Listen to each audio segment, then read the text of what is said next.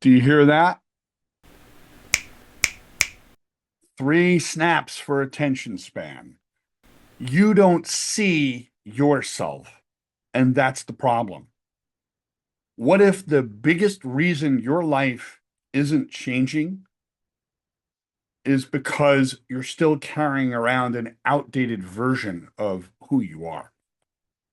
You're carrying around an outdated version of yourself. So let's go through what is self-concept. Think of it as your personal roadmap. Self-concept is like having a mental map of who you are. It's the collection of beliefs, ideas, and thoughts that you have about yourself, and they guide how you navigate through life. It guides you. Your self-concept influences the choices you make, the goals you set, and how you react to different situations. Here's the big kicker. You're always evolving. That's why I always say on the show, you're growing, shaping, and changing. You are not fixed, finished, or complete. You are a process. Life is a process. It's not fixed or complete. It grows and changes as you learn more about yourself through the experiences. So think of your self-concept as like a helpful friend who whispers advice about who you are and what you're capable of. Now, personally, myself, I've worked with leaders, I've worked with creators, I've worked with everyday people who look successful on the outside, but on the inside, they're trapped in someone else's definition of who they are. And I'm a person that helps people break that. And it starts with self-talk, but there are other concepts behind that. Let's go on to the next slide.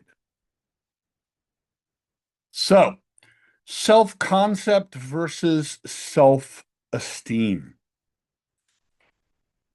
What you think about yourself is your self-concept. I am creative. I am a good friend. I am learning how to cook. Notice that they all have the letter I, which means connected to the identity self-referral. It's referring to the self. Self-esteem is how you feel about yourself. I feel good about being creative. I'm proud of my friendships. I'm excited to improve my cooking. So the connection here is when your actions and choices, they align with what you truly value, you then feel good about yourself. And that good feeling is high self-esteem. So what I want to bring to the table in this video is to show you how to update your self-concept, not through passive thinking, but by changing the root aspects of your identity that drive your choices, drive your habits, and of course, drive your confidence. So let's go on to the next slide. This is it right here. This is your plan of attack. It's what you can understand is what are values? Values are simply what matters to you. The things that make experiences feel important, meaningful, or worthwhile. Family might be valuable. Learning might be valuable, right? Growing and discovering new things. Nature, being outdoors and protecting the environment, that might be valuable to you. They're personal, they're unique, and your values are yours alone. And what matters to you might be completely different from your family and friends. And you can understand that as you grow, your values grow. And you know what? It's shaped by culture. That's why so many people are chasing externals in this world, the external approval or the material existence, the things that are all material based, because it's shaped by social media, it's shaped by our culture, where you grew up, your experiences, what you think of the material realm and the people around you and all the influencers and influences, all the things that have become quote unquote important to you. I'm not here to impress you. I'm not here for likability. Understand that. I'm here to remind you that you were never broken, that you've been living under false concepts, false pretenses, and understanding how to shift towards your values breaks back into your self concept. Now, let's go on to the next one and then we'll move over to the next video.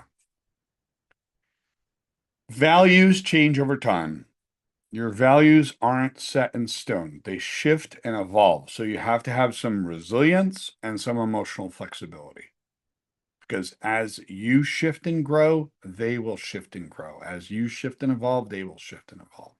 As you grow, learn, and experience life, they will do it. Childhood, like in childhood, having fun and playing with friends was a value. But as you got older, building your career and having independence is also valuable.